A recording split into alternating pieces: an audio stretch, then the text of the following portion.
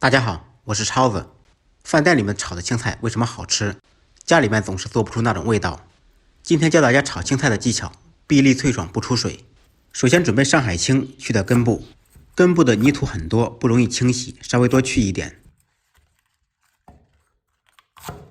全部处理好以后，放入盆中，加入清水，反复清洗干净，最少洗2-3遍以上，洗至水不发昏为止。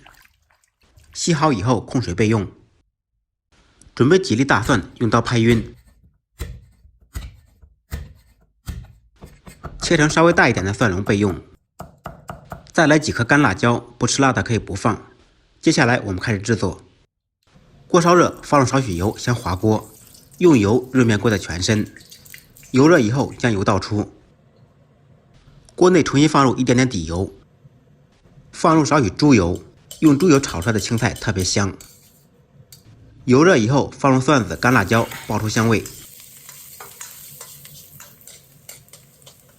炒香以后，放入控水的青菜，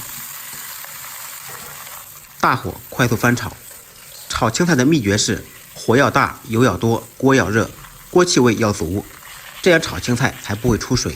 虽然家里面的天然气不够给力，但是我们炒出来照样不会出水。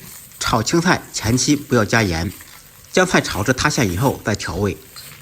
根据个人口味放入适量的盐，为了保持青菜的绿色，生抽我们就不放了，放入一点点鸡精提鲜，一点点白糖中和味道，继续大火快速翻炒均匀，这样炒出来的青菜是不会出水的，吃起来口感很脆。